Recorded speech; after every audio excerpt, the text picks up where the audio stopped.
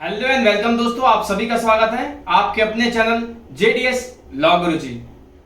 दोस्तों, आज का ये जो मुद्दा है ये बहुत ही ज्यादा सीरियस है, क्योंकि काफी लोगों के मुझे मैसेजेस आने लगे कि एक गिरोह चल रहा है अभी वर्तमान समय में, जो कि मासूम आदमियों की वीडियोस बना लेते हैं एंड उन्हें वायरल करने की धमकी देके उनसे पैसों की डिमांड करते हैं। बहुत सारे लोग इनके झांसे में आके और आत्महत्या कर लेते हैं, कोई कानूनी कार्रवाई नहीं करते हैं, यह सोच के कि उनकी सामाजिक गरिमा जो है वो खत्म हो जाएगी। तो दोस्तों, यदि आप इसके शिकार हैं या आपका कोई सगा संबंधी इसका शिकार है तो प्लीज इस वीडियो को शुरू से अंत तक जरूर देखें, स्किप ना करें।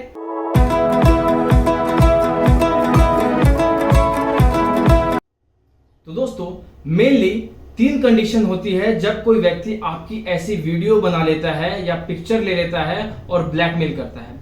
सबसे पहला सिचुएशन होता है दोस्तों, जो मेरे सर के साथ अभी फिलहाल में हुआ, काफी एजेड है पर उनके साथ भी हुआ, कि सोशल साइट्स पे कोई लड़कियों के नाम से आईडी बना के आपको फ्रेंड रिक्वेस्ट भेजते हैं, आपसे बातें करते हैं एंड आपसे कहते हैं कि चलिए आइए न्यूड दीजिए एंड ये वो दिस दैट, वीडियो कॉलिंग करते हैं और उन पे आपकी जो है ऐसी अश्लील तस्वीरें ले लेते हैं या वीडियोस दे देते हैं और उस पर एडिटिंग कर देते हैं। यानी जो दूसरी साइड है वो हमेशा ब्लैंक दिखेगी, आपको लगेगा कि कोई दूसरा आ क्यों नहीं रहा है, लेकिन जब आप उसको देखेंगे, जब आपको दोबारा रिटर्न में वो ब्लैकमेल के लिए मैसेज करके भेजेंगे, तब ऑलरेडी कोई ना कोई वीडियो चल रही होती है उसको, और जिसको आप देख के हक्का बक्का रह जाते हैं। कई लोग इसकी चपेट में नहीं आते और कई लोग आ जाते हैं। जो लोग नहीं आते हैं उनकी भी एडिटिंग करके वीडियो बना दी जाती है, या जो आ जाते हैं उनकी तो फिर वीडियोस बनी जाती है।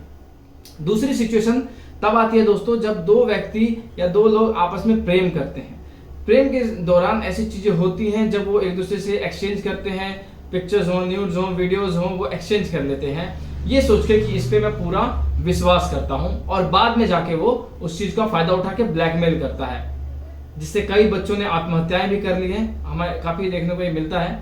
तीसरी सिचुएशन आती है दोस्तों, जब ऐसे किसी जगह पे आप जाते हैं, मान लीजिए कि हम किसी शॉपिंग मॉल में गए और कपड़े एक्सचेंज कर रहे थे, अनचेंजिंग रूम में गए, वहां पे किसी ने हमारी बिना इच्छा के, बिना मर्जी के कोई तस्वीरें ले ली और फिर बाद में हमें फोन या मैसेजेस करके ऐसे ही धमका रहा है, पैसों की डिमांड कर रहा है। तो मुख्यतः ये 3 कंडीशन होती है दोस्तों, जब आप लोग उनके चंगुल में फंस जाते हैं या ऐसी परिस्थिति में फंस जाते हैं जब आपको लगता है कि आपकी जो सामाजिक प्रतिष्ठा है, जो सामाजिक गरिमा है, वो खत्म हो जाएगी। इस सिचुएशन में कुछ लोग सुसाइड का रास्ता अपना लेते हैं। तो दोस्तों, वो बेहद ही गलत है, क्योंकि ऑलरेडी कोविड का समय चल रहा है, लोग अपने घरों में ऐसे बहुत ज्यादा परेशान हैं, लोग सोशल साइट्स पे ज्यादा यूज करते हैं, फेसबुक, इंस्टाग्राम, और ये इन्हीं की वजह से ये लोग शिकार में आ जाते हैं।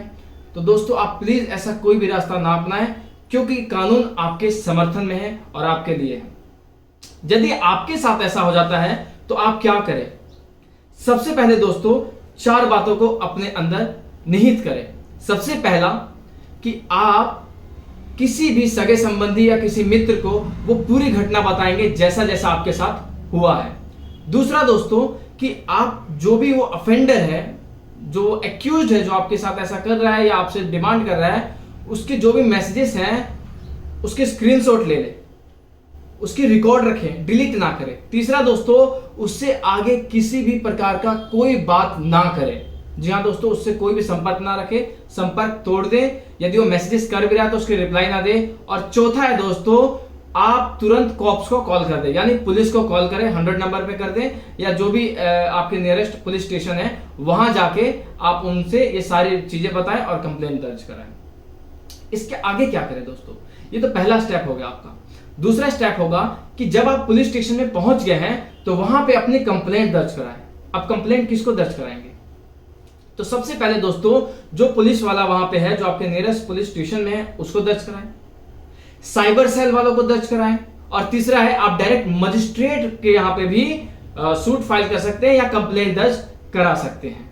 तो दोस्तों, जब आप मजिस्ट्रेट या पुलिस या किसी साइबर सेल वाले के पास जाएंगे अपनी कंप्लेंट लेके, तो आपसे सबसे पहला क्वेश्चन वो यही पूछेगा कि जो ब्लैकमेलर है वो वाकई में है क्या, कोई एक्यूज्ड है जो आपको ऐसे डरा धमका रहा है, उसको आप प्रूफ करिए। तो आप 3 तरीके से उस चीज को प्रूफ कर सकते हैं दोस्तों। सबसे पहला है, जो भी उसके साथ कम्युनिकेशन आपकी हुई है, उसको जो इकट्ठा कर रखा था आपने, जो प्रिजर्व कर रखा था, उस सारे कम्युनिकेशन को आप दिखाइए। या तो वो मैसेजेस में हो सकते हैं, या फिर आपके लेटर वगैरह में हो सकता है, चिट्ठी वगैरह से, या किसी भी चीज से ऐसे लिख के भेजा गया हो।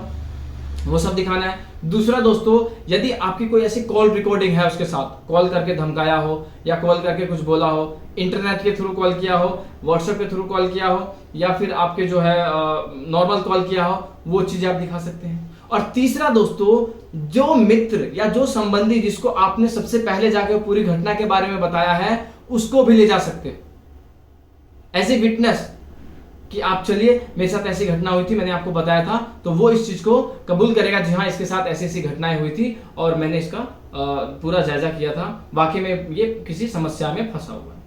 तो ये 3 चीजों से आप उसको प्रूव कर सकते हैं। दोस्तों, अब जो हमारा अंतिम स्टेप होगा, अब ये होगा कि उन लोगों को पनिशमेंट कैसे मिलेगी, उनके खिलाफ वो कार्रवाई कैसे चलेगी। तो दोस्तों, मुख्यतः ये 2 एक्ट में इन लोगों के खिलाफ कार्रवाई चलेगी। सबसे पहला इंफॉर्मेशन टेक्नोलॉजी एक्ट 2000, उसके तहत चलेगी।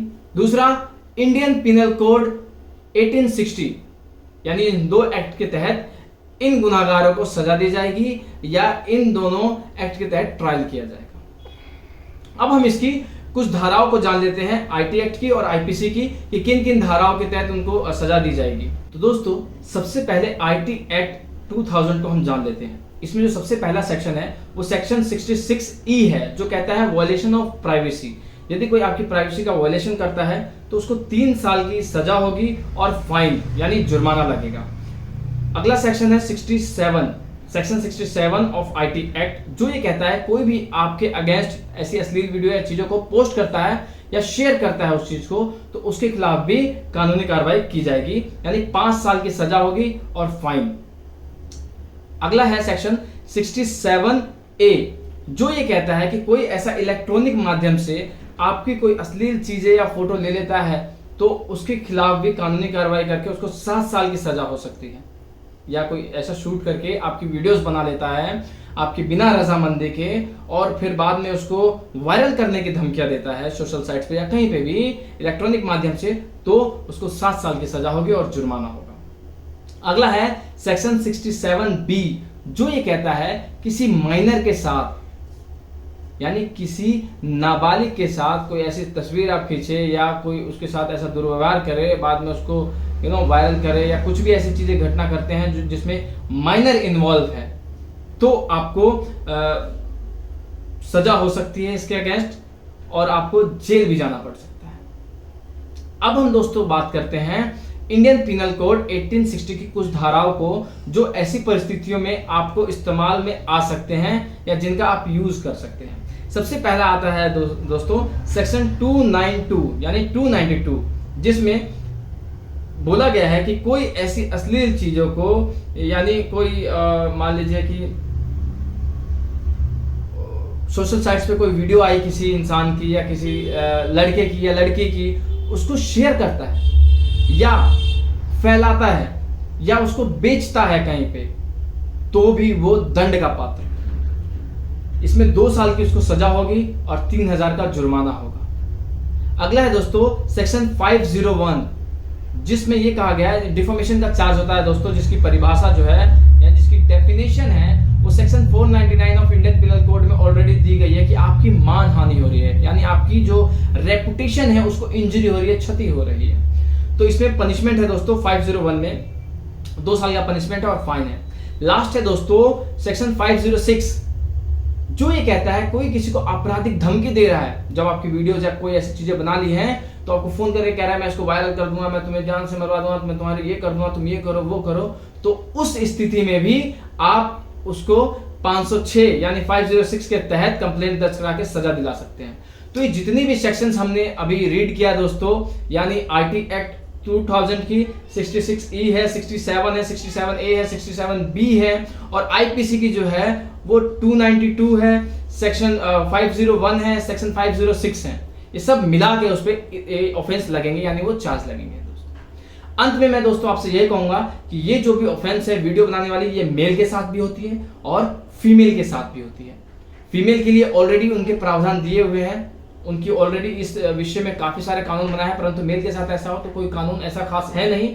यही सारे कानून हैं जो मेल के लिए भी सपोर्टिव है। मेरे खुद के दोस्त कई ऐसे शिकार में आए थे, मेरे सर भी रिसेंटली इसके शिकार हुए हैं, तो मैंने सोचा इसमें एक वीडियो बना जाए।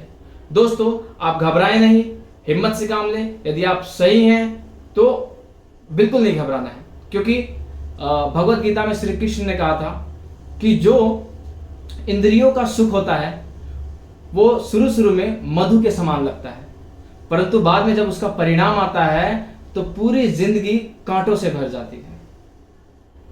तो दोस्तों आप इन सब के झांसे में ना आए।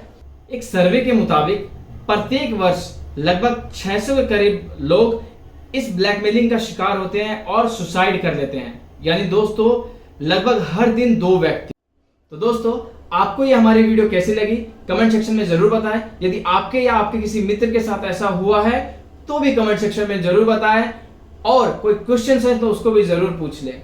Thank you so much for watching our channel JDS law Guruji.